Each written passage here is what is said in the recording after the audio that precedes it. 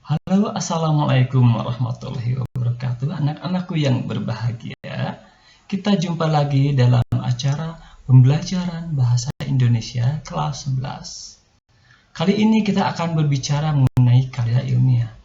Apakah itu karya ilmiah?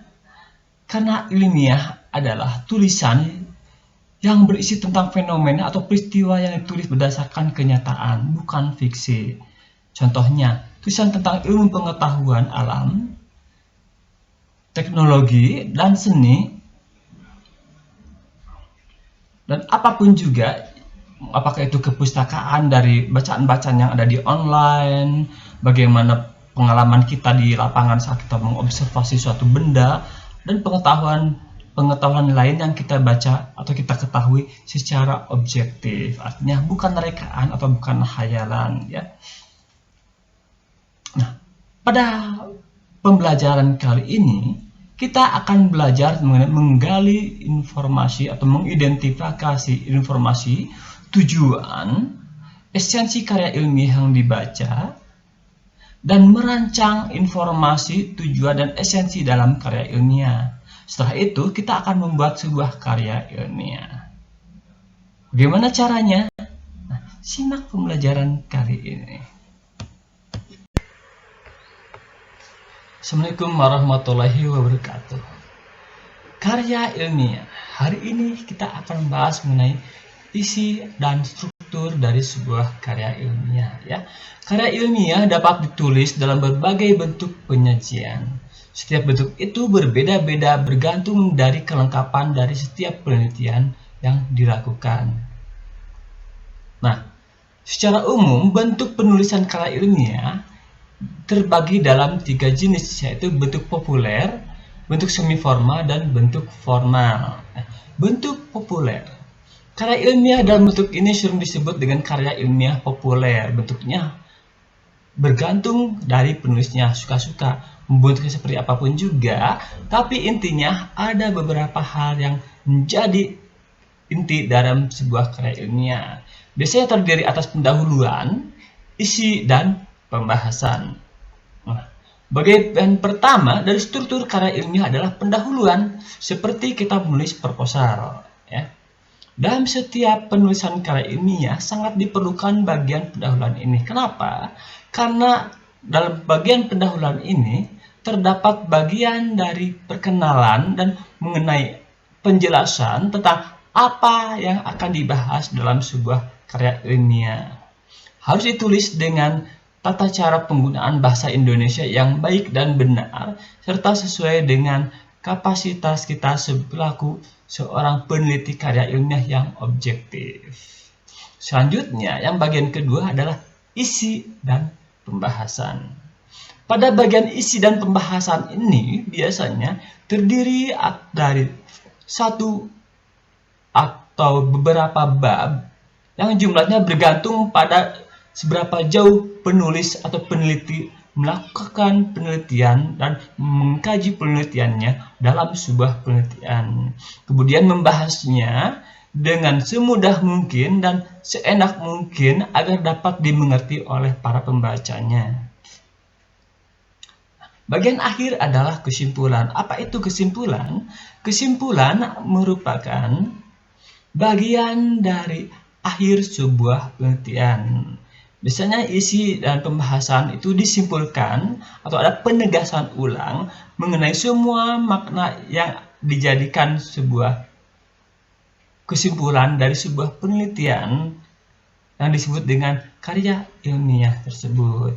Kemudian disusun ke dalam bahasa yang mudah dipahami oleh para pembacanya, ya.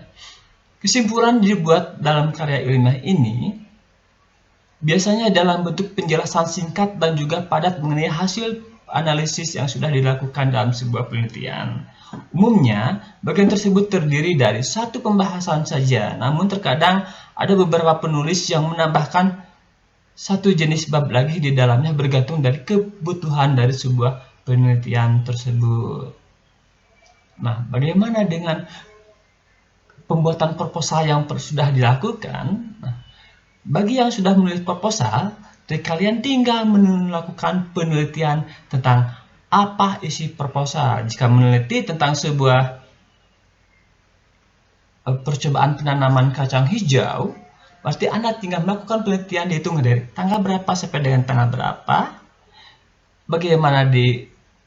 bagaimana cara melakukan penelitiannya, diukur berapa senti per hari atau berapa mili per hari pertumbuhannya, bagaimana dengan media tanamnya, berapa kali kalian menyiram tanaman tersebut, lebih bagus tanaman yang disimpan di tempat gelap atau lebih bagus tanaman yang disimpan di tempat terang ketika kalian menganalisis pertumbuhan tanaman tersebut. Ya, hasilnya akan bermacam-macam meskipun sama-sama mengenai kacang hijau, mungkin karena daerahnya dingin, daerahnya panas, daerahnya gersang, daerahnya sejuk, dan lain sebagainya. Berbagai hal dapat mempengaruhi pertumbuhan kacang hijau bergantung dari bagaimana cara kalian meneliti dan membuat kacang hijau tersebut tumbuh. Ya, itu adalah salah satu contoh penelitian yang ada di proposal kalian. Itu adalah bagian struktur dari sebuah karya ilmiah, ya. Selanjutnya kita akan membahas berbagai bentuk karya ilmiah yang lain, ya.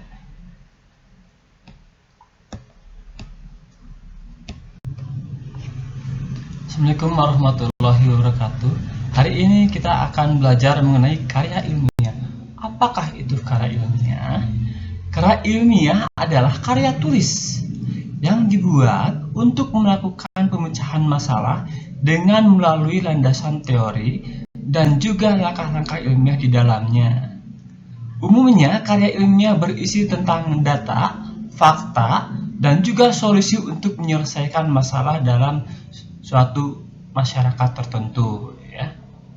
Sebuah karya ilmiah ditulis berdasarkan hal-hal yang memang diperlukan dan harus dilaksanakan untuk mencari solusi penyelesaian terhadap suatu masalah dengan cepat dan tepat, agar bisa terlaksana sesuai dengan ekspektasi atau harapan yang telah dibuat dan direncanakan oleh si penyusun proposal penelitian.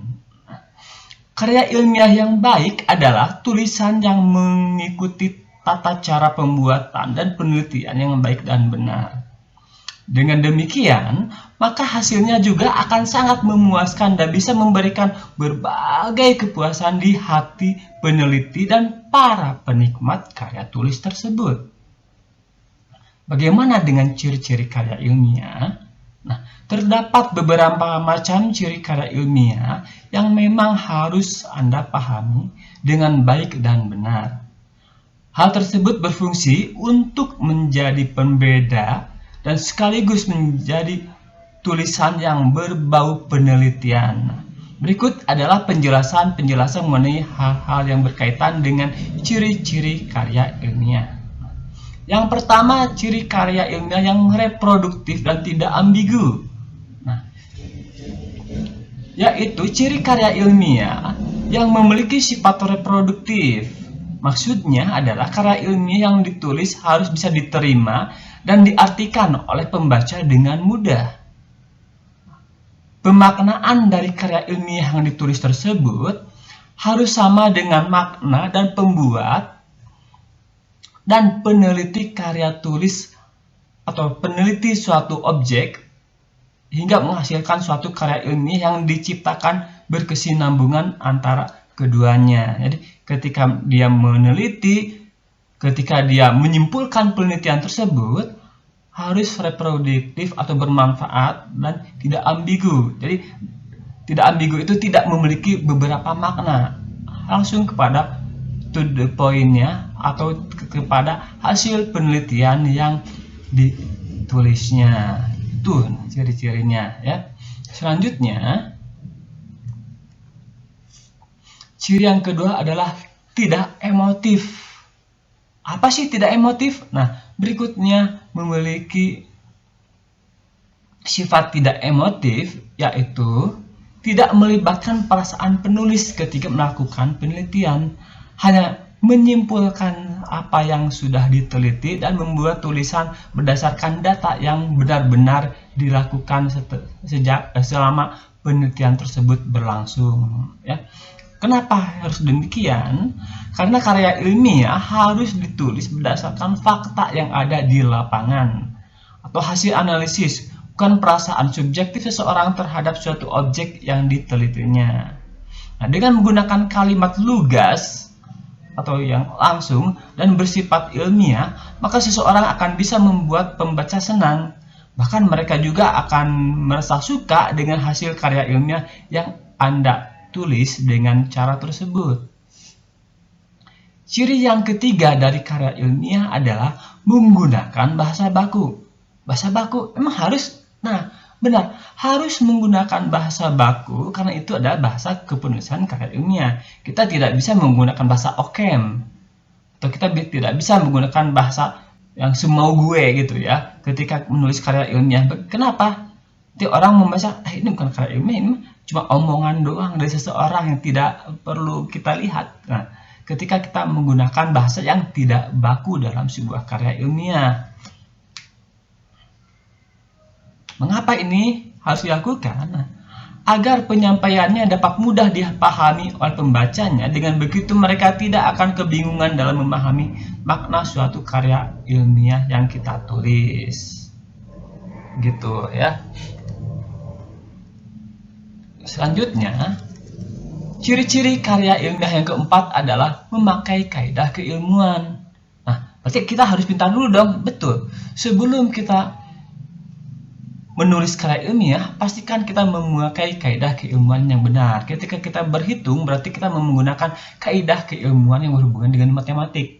Ketika kita menuliskan tentang suatu agama dalam penelitian kita, gitu ya, misalkan bagaimana perilaku seseorang dikaitkan dengan agama, itu kita bisa menggunakan istilah-istilah keagamaan, sumber-sumber. Kenapa harus bersikap demikian? Ada sumbernya tidak dari agama. Nah, itu contohnya menggunakan kaidah keilmuan. Kalau kita meneliti sebuah objek berdasarkan tes laboratorium, kita lakukan di laboratorium atau kita kerjasama dengan Lembaga Penelitian Indonesia atau LIPI, berarti kita menggunakan kaidah keilmuan yang berdasarkan dari penamaan benda tersebut.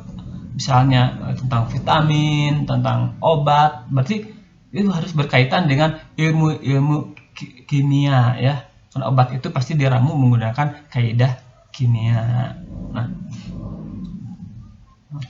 kaidah-kaidah keilmuan tersebut menjadi tolak ukur dari tingkat keahlian peneliti dalam bidang keilmuannya tersebut.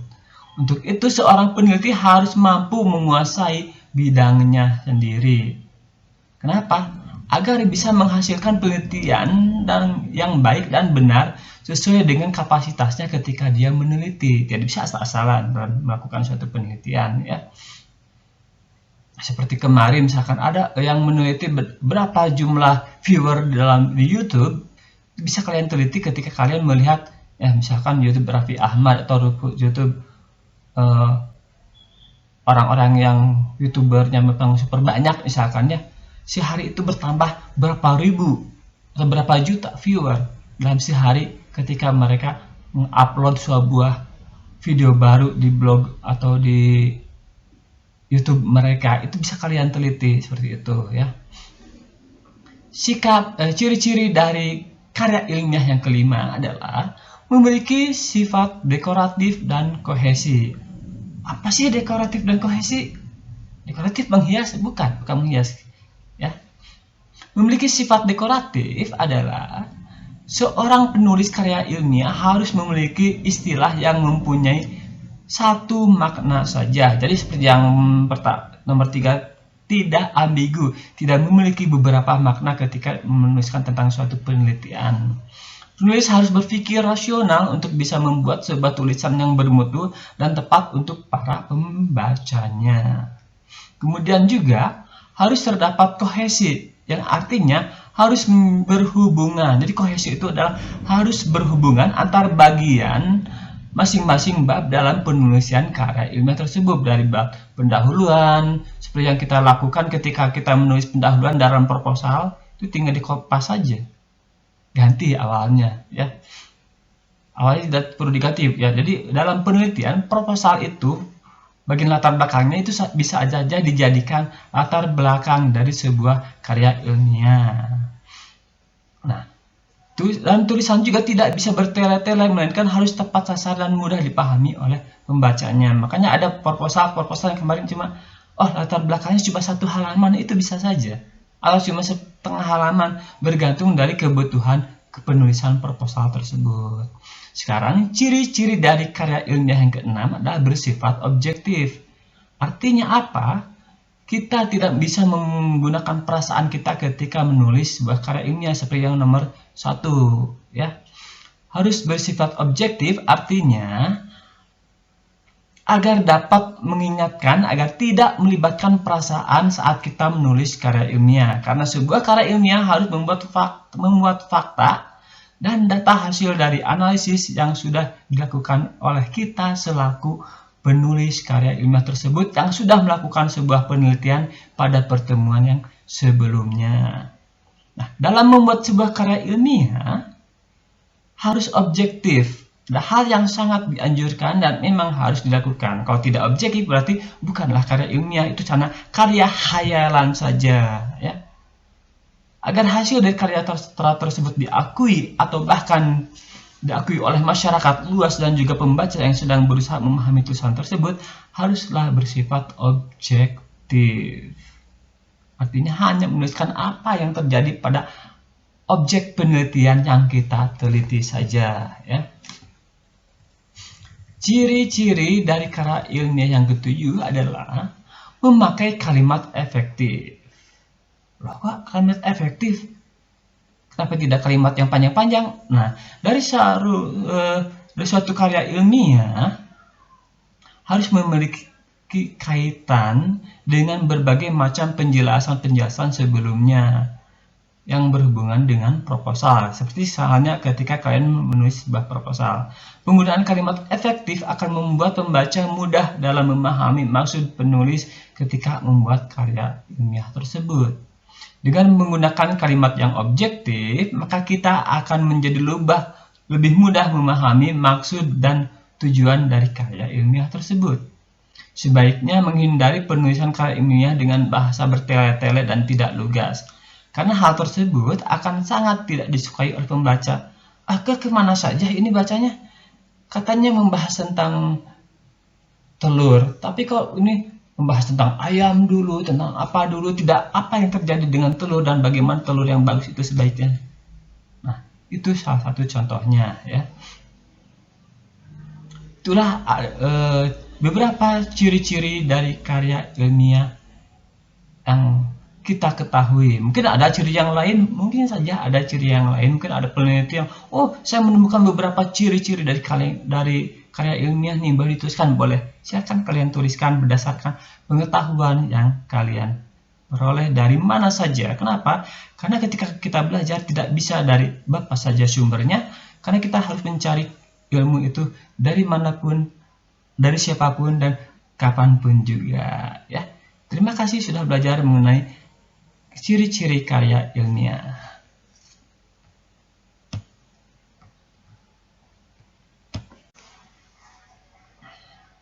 Assalamualaikum warahmatullahi wabarakatuh.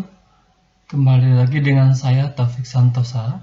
Hari ini kita akan membahas mengenai pembelajaran karya ilmiah untuk kelas 11 di semester 2. Seperti yang kalian tahu, pada pertemuan sebelumnya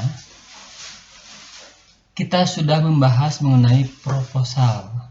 Nah, apa hubungannya proposal dengan penelitian? Sebenarnya, proposal itu adalah suatu karya ilmiah yang belum jadi atau baru idenya saja atau baru diusulkan. Bagaimana dengan karya ilmiah? Nah, karya ilmiah itu adalah hasil dari penelitian yang dilakukan setelah proposal kita disetujui, kita melakukan penelitian, kemudian kita menuliskannya dalam bentuk karya ilmiah. Apa saja karya ilmiah? Nah, karya ilmiah itu banyak ya. Di antaranya skripsi, esai, makalah, buku, dan jurnal pendidikan ataupun jurnal umum. Itu yang disebut dengan beberapa contoh dari karya ilmiah. Nah, setelah mempelajari proposal seperti yang pertemuan sebelumnya, kita akan membahas karya ilmiah. Kenapa sih disebut dengan karya ilmiah? Nah, disebut dengan karya ilmiah karena kita melakukan suatu penelitian dan observasi terhadap suatu hal yang kita teliti. Bagaimana cara kita menelitinya? Bergantung dari kebutuhan dari objek yang kita teliti dan bagaimana cara kita menelitinya. Apakah kita menelitinya menggunakan cara deskriptif, hanya menuliskan saja, atau mengadakan suatu perubahan terhadap suatu objek disebut kualitatif, atau hanya menghitung suatu keadaan seperti jumlah penduduk disebut kuantitatif. Beberapa hal mengenai penelitian itu sudah dibahas di pertemuan sebelumnya, yaitu proposal penelitian serta metode-metode dan cara menelitinya. Sekarang kita akan membahas mengenai karya ilmiah.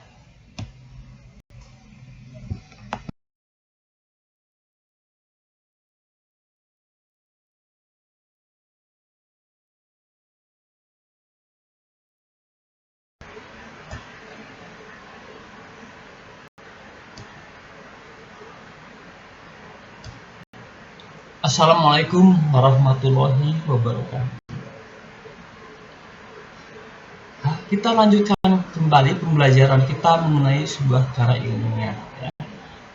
Kali ini kita akan membahas mengenai kaidah kebahasaan dalam karya ilmiah. Mengapa harus dimengerti? Agar pembaca yang membaca karya ilmiah kita dapat lebih mudah memahami sebuah karya ilmiah yang kita tulis, apakah berbentuk makalah, disertasi, jurnal, makalah, dan yang lain sebagainya, dengan kata-kata yang sangat mudah dipahami oleh pembaca, ya.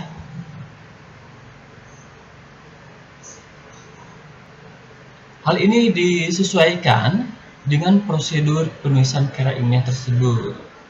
Karya ilmiah merupakan suatu karya tulis yang dihasilkan dengan menerapkan konvensi atau aturan ilmiah.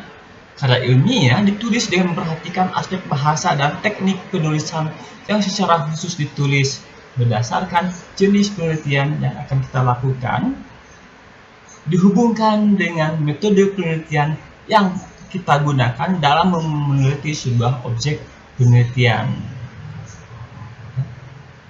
Yang pertama adalah impersonal. Apakah itu impersonal? Penulisan impersonal adalah penulisan kata ganti dalam karya ilmiah tidak boleh menggunakan kata ganti saya. Impersonal artinya bukan saya, bukan kami. Kata ganti yang diperbolehkan dalam karya ilmiah harus bersifat umum seperti penulis ataupun peneliti. Alasan yang mendasarkan hal tersebut adalah karena dalam sebuah karya ilmiah dipentingkan adalah objeknya, bukan siapa yang menulisnya. Kebahasaan karya ilmiah yang kedua adalah menggunakan kalimat pasif. Kenapa menggunakan kalimat pasif? Karena kalimat pasif adalah kalimat yang subjeknya adalah sebuah predikat. Atau kalimat yang subjeknya dikenai suatu aktivitas atau kegiatan. Ciri-ciri kalimat pasif.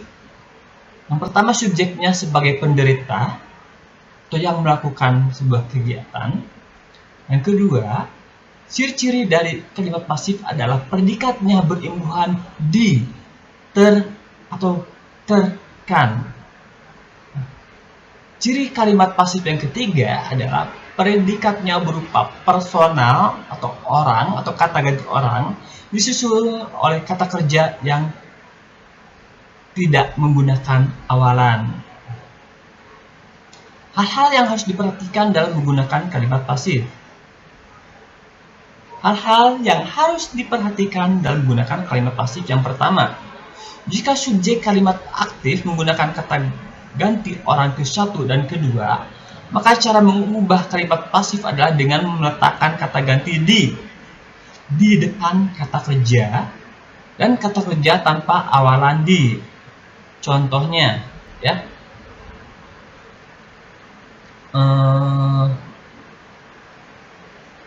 Contohnya seperti ini. Peneliti melakukan wawancara yang mendukung observasi di pasar minggu. Kalimat aktif. Sedangkan kalimat pasifnya adalah wawancara yang mendukung observasi peneliti lakukan di pasar minggu. Saya ulangi untuk kalimat pasifnya. Wawancara yang dilakukan mendukung observasi peneliti di pasar minggu. Atau wawancara yang mendukung observasi peneliti lakukan di pasar minggu. Itu adalah kalimat pasif.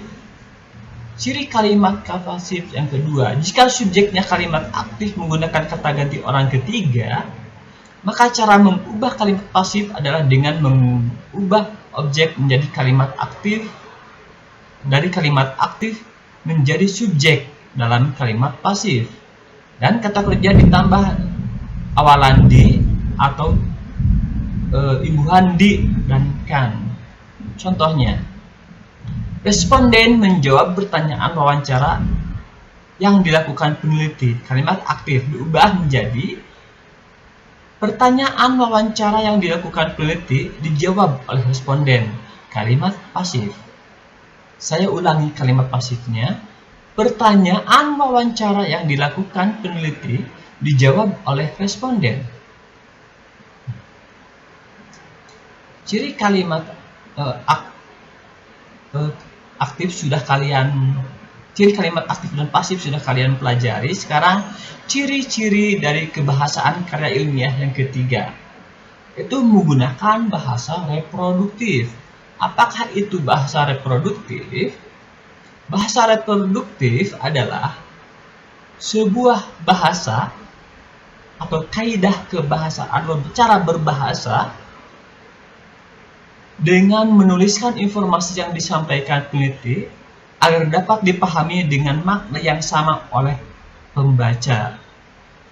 Jadi maknanya sama, artinya bahasa yang reproduktif atau kalimatnya bahasanya denotatif, tidak ada makna ganda.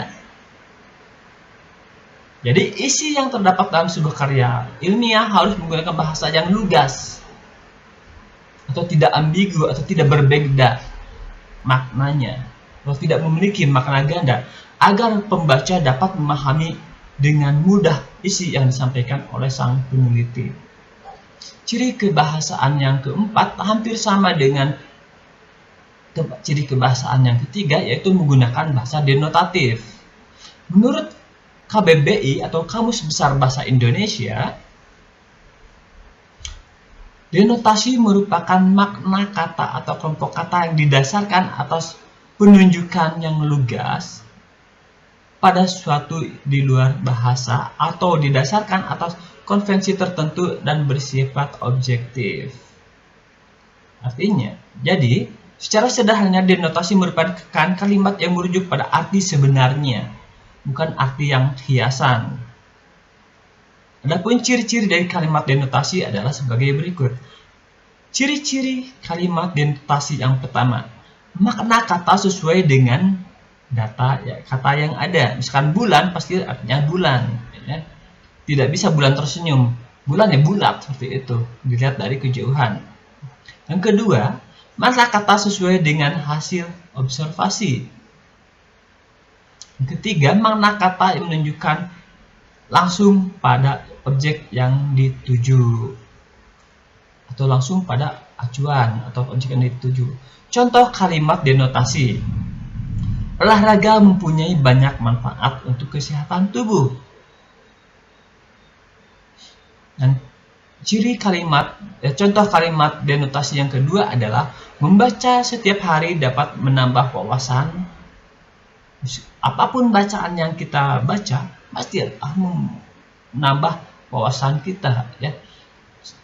Contoh kalimat denotasi yang kedua adalah sepeda motor perlu diisi bahan bakar agar dapat digunakan.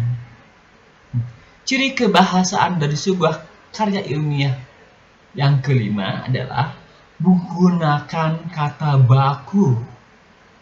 Kata baku merupakan kata yang sesuai dengan pedoman atau kaidah dalam bahasa Indonesia yang telah ditentukan. Dari mana dapatnya? Dari KBBI atau Kamus Besar Bahasa Indonesia. Ya. Bagaimana dengan kalimat baku dan contohnya? Kita lihat dulu ciri-ciri kata baku sebelum pada contohnya. Contoh dari kata baku. Kata baku ciri-cirinya adalah mempunyai arti kata yang tidak rancu. Arti katanya cuma satu. Tidak terpengaruh oleh bahasa asing. Jadi bahasa baku itu harus bahasa yang sebenarnya, tidak terpengaruh oleh bahasa asing. Yang ketiga dari ciri-ciri bahasa baku adalah tidak terpengaruh oleh bahasa daerah. Bahasa Indonesia ya bahasa Indonesia saja. Ciri-ciri kata baku yang keempat adalah jarang digunakan untuk bahasa percakapan sehari-hari. Ciri bahasa baku yang kelima adalah mempunyai minimal subjek dan predikat. Saya berdiri, contohnya, tidak mengandung arti pleonasme. Ya. Ciri kata baku yang ketujuh adalah sesuai dengan konteks kalimat. Jadi sesuai dengan konteks kalimat bergantung jenis kalimat, bergantung dari bentuk dan susunan kalimatnya sendiri. Berikut adalah contoh kata baku apotek. Kenapa apotek bukan apotik? Karena kata kerja dari apotek adalah apoteker. Siapa apoteker? Orang yang bekerja di apotek. Tidak ada istilah apoteker, ya. Yang kedua adalah asyik. Asyik. ASYIK itu adalah bahasa baku dari asyik. Biasanya asyik, ya. Dalam bahasa Sunda asyik, tapi dalam bahasa Indonesia kata bakunya adalah asyik. Yang ketiga adalah atlet, bukan atlet. Tapi lebih enak menggunakan kata atlet memang, tapi bahasa bakunya adalah atlet. Kata baku yang keempat adalah balig. BALIG untuk orang menyatakan orang yang sudah dewasa, ya. Kata baku yang kelima adalah berpikir. Nah, saya sini suka menyebutkan berpikir dari asal katanya dari kata fikron, ya. Kalau kita mengambil istilah bahasa Indonesia yang diserap dari bahasa asing, dari bahasa Arab, ya. Tetapi menurut Kamus Besar Bahasa Indonesia adalah berpikir, berasal dari kata pikir. Kata baku yang keenam contohnya adalah cengkih, bukan cengkeh. Ya, cengkeh itu berasal dari serapan bahasa Belanda yang biasa digunakan oleh orang-orang Sunda, cengkeh. Kalau dalam bahasa Indonesia adalah bahasa bakunya adalah cengkih. Nah, bahasa baku yang ketujuh adalah coklat. Coklat, bukan coklat, bukan. Ya. Coklat, tulisannya seperti itu, dibacanya coklat. Tapi tulisannya coklat. Kata baku yang ke-8 adalah genius. Oh, bukan genius? Ya, genius. Genius ini serapan dari bahasa asing, dari bahasa Inggris, ya. Kata baku yang ke-9 contohnya adalah hektare. Hektare, dibacanya hektar, tapi hektare. Kata baku yang ke-10 dari contoh yang Bapak kemukakan adalah ijazah. Tapi biasanya kita menyebutnya ijazah, ya. Berarti tulisannya ijazah. IJAZAH, ijazah. Nah, itulah beberapa kata baku dari sekian banyak kata baku yang biasa digunakan dalam sebuah karya ilmiah, ya. Sampai jumpa lagi di pembelajaran selanjutnya mengenai bahasa Indonesia di kelas 11. Semoga kalian mengerti apa yang saya jelaskan kali ini. Jika tidak mengerti, Bapak minta maaf atas penjelasan Bapak yang kurang dimengerti oleh kalian. Mudah-mudahan kalian semua mengerti. Wassalamualaikum warahmatullahi wabarakatuh.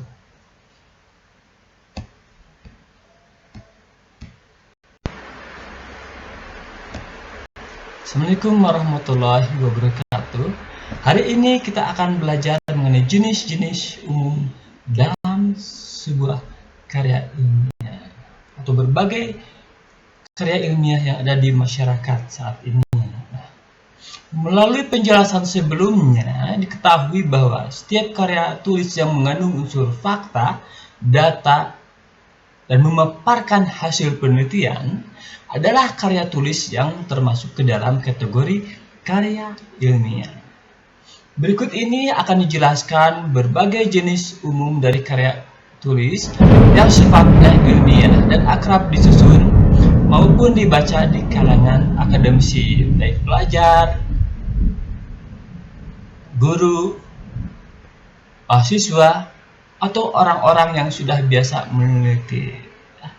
Yang pertama adalah artikel ilmiah. Artikel ilmiah juga masuk ke dalam kategori karya tulis yang sifatnya ilmiah, sesuai dengan namanya artikel ilmiah. Artikel ini terdiri dari tulisan yang berisi tentang opini dan penulisnya, yang didasarkan pada suatu peristiwa yang terjadi di masyarakat, biasanya peristiwa-peristiwa yang menjadi booming, atau peristiwa-peristiwa yang sangat besar yang mempengaruhi masyarakat saat itu.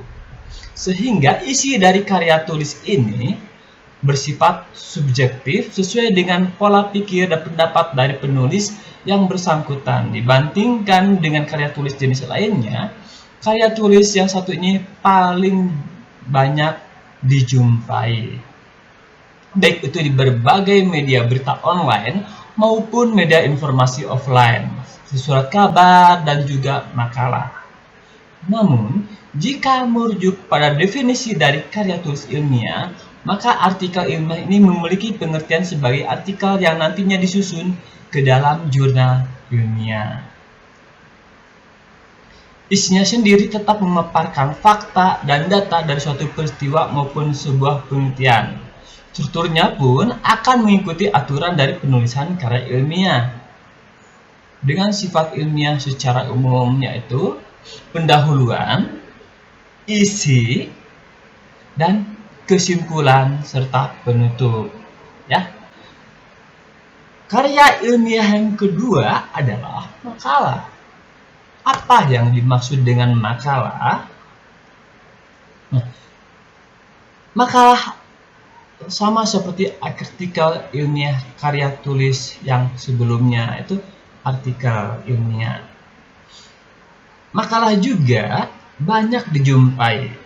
Makalah sendiri memiliki pengertian sebagai sebuah karya tulis yang isinya mengulas mengenai data di lapangan yang sifatnya empiris atau keilmuan. Sifat lain yang dimiliki makalah sebagai empiris adalah objektif. Apakah arti dari objektif tersebut? Yakni terhadap permasalahan yang tengah berkembang di tengah masyarakat diteliti secara objektif berdasarkan data sebenarnya dari objek tersebut, apakah secara online, atau berdasarkan tulisan-tulisan, atau berdasarkan hasil penelitian di laboratorium, hingga menghasilkan sebuah hasil analisa logis dari seorang penulis. Hasil pemikiran atau analisa logis ini kemudian dituangkan dalam sebuah tulisan. Nah, tulisan inilah yang disebut dengan makalah, termasuk ke dalam jenis-jenis karya tulis ilmiah secara umum. Bagaimana dengan karya ilmiah yang lainnya? Nah, yang ketiga adalah tesis. Tesis merupakan salah satu karya ilmiah yang wajib disusun oleh mahasiswa di program magister atau S2 atau sarjana pendidikan tingkat yang kedua. Tingkat yang ke-1 biasanya sarjana saja, untuk pendidikan biasanya sarjana pendidikan, untuk ekonomi adalah sarjana ekonomi, untuk S2 adalah bergelar MPD, itu S2 biasanya ya. Nah, sifatnya wajib. Kenapa wajib? karena akan menjadi penentu apakah seorang mahasiswa tersebut akan lulus atau sebaliknya tidak lulus dari sebuah program studi. Tesis sendiri memiliki pengertian sebagai sebuah karya ilmiah yang di dalamnya menguak atau membahas tentang suatu pengetahuan baru secara empiris sekaligus teoritis. Kenapa? Banyak teori-teori yang di sana yang dipaparkan, apakah teori tersebut cocok atau tidak dengan objek yang diteliti, bagaimana pengaruh teori tersebut terhadap objek yang diteliti, dengan menuliskan pengalaman yang didapat selama melakukan penelitian. Nah, baik secara teoritis, yaitu dengan melakukan penelitian, dengan melakukan pengujian terhadap teori-teori yang sudah ada, hingga disesuaikan dengan objek penelitian tersebut, apakah benar atau tidak teori tersebut. Atau jangan-jangan penulis memperoleh suatu teori tertentu yang lebih baru dari teori yang sebelumnya dengan hanya sedikit atau banyak perbedaan dari hasil penelitian tersebut, bergantung dari tema penelitian yang dituliskannya. Biasanya temanya sama tapi hasil penelitiannya berbeda, ya. Selanjutnya, karya ilmiah yang keempat adalah skripsi. Skripsi ini adalah tulisan ilmiah yang ditulis untuk mahasiswa S1 atau sarjana. Mereka wajib menulis atau menyusun skripsi yang juga berdasarkan pada penelitian yang mereka lakukan. Mereka menulis dulu proposal penelitian seperti yang kalian lakukan di pertemuan sebelumnya. Kemudian setelah proposal penelitian tersebut diteliti atau kemudian disetujui, para mahasiswa tersebut melakukan penelitian berdasarkan judul proposal skripsi yang mereka tulis. Kemudian, bagaimana selanjutnya? Setelah melakukan penelitian, mereka melaporkan hasil penelitian itu dalam sebuah karya ilmiah. Itu yang bernama skripsi. Dan mereka harus membahas secara tajam, mendetail, dan lebih dalam lagi mengenai penelitian yang sudah mereka lakukan. Kemudian mereka diuji dalam sebuah sidang skripsi. Skripsi juga ditulis atau disusun dengan menggunakan opini dari penulis setelah menyimpulkan hasil penelitian dari data yang diteliti sebelumnya. Sedangkan untuk metodologi penelitian yang digunakan biasanya bisa menggunakan metode kualitatif maupun kuantitatif ataupun deskriptif. Tapi metode deskriptif ini sudah terlalu banyak ditulis biasanya dari yang diutamakan sekarang ini oleh para dosen, biasanya kualitatif dan kuantitatif. Selanjutnya, karya ilmiah yang kelima adalah disertasi. Nah, biasanya disertasi ini ditulis oleh mahasiswa-mahasiswa yang jabatannya sebagai dosen atau guru yang kuliah di S3. Nanti gelarnya biasanya doktor setelah lulus dari S3 tersebut. Kenapa wajib menuliskan karya ilmiah tersebut? Karena kalau mereka tidak menulis sebuah tesis, maka mereka tidak akan lulus. Nah, datanya dari mana? Data yang disusun dari sebuah disertasi atau tesis adalah data yang ditulis melalui kegiatan penelitian. Bisa juga diartikan sebagai karya ilmiah yang memaparkan temuan penulis dari suatu pendapat yang kemudian dibuktikan secara ilmiah. Isi dari tesis sendiri akan memaparkan hasil penelitian secara empiris dan teoritis, sama seperti skripsi ataupun disertasi ataupun tesis, ya. Umumnya bahas tentang penyusunan disertasi selama 5 tahun mereka belajar. Kemudian mereka harus selesai pada batas waktu tertentu. Jika tidak ada istilah mengulang atau tidak ada istilah berhenti dulu, bergantung dari kampusnya masing-masing. Karya ilmiah yang keenam itu dinamakan paper. Apakah itu paper? Paper adalah suatu karya ilmiah yang juga sangat populer di kalangan mahasiswa ataupun guru ataupun dosen. Bagaimana istilah? Nah, karya ilmiah paper ini adalah karya ilmiah yang disusun berdasarkan penyusunan data dan fakta yang di dalamnya tidak terikat oleh bab atau subbab. Isinya pun biasanya hanya sedikit dan hanya terdiri dari beberapa lembar saja. Ada masalah, dibahas bagaimana masalah tersebut ada di masyarakat, kemudian dicari metode pemecahan masalahnya seperti apa, kemudian masalahnya tersebut dipecahkan dan disyaratkan kepada publik melalui sebuah tulisan di bernama paper. Hampir seperti makalah, tapi ada semacam pemecahan masalah yang ada di masyarakat tersebut. Selanjutnya adalah kertas kerja. Karya ilmiah kertas kerja ini mirip dengan makalah, namun isinya memaparkan suatu hal melalui analisis yang lebih mendalam, teliti. Istilah lain untuk menyebut karya tulis ini adalah work paper. Dari sekian jenis karya ilmiah yang disebutkan di atas, banyak karya-karya ilmiah yang mudah untuk dibuat. Jika S1 maka dijamin sudah menyusun skripsi, dan jika sudah S2 musim tesis, S3 disertasi, dan yang lain selanjutnya sampai dengan memiliki gelar doktor. Apapun setelah doktor itu ada semacam sebelum profesor, ya. Setelah itu barulah profesor nantinya. Nah, itulah jenis-jenis karya ilmiah yang saya ketahui. Mungkin ada jenis karya ilmiah yang lain dapat kalian cari di online atau bagaimana caranya. Karena kalian menggunakan gadget, pasti kalian juga lebih mudah menemukan berbagai jenis karya ilmiah, baik itu dalam bentuk bahasa Indonesia, bahasa Inggris, atau bahasa asing lainnya yang kalian ketahui seperti bahasa Korea atau apapun juga, ya. Yang penting ketika kalian menulis karya ilmiah, tulis ya dengan benar, berdasarkan data-data yang objektif, menggunakan bahasa baku, dan dapat mudah dipahami oleh masyarakat sekitar kalian, dengan tujuan memecahkan suatu masalah yang ada di masyarakat.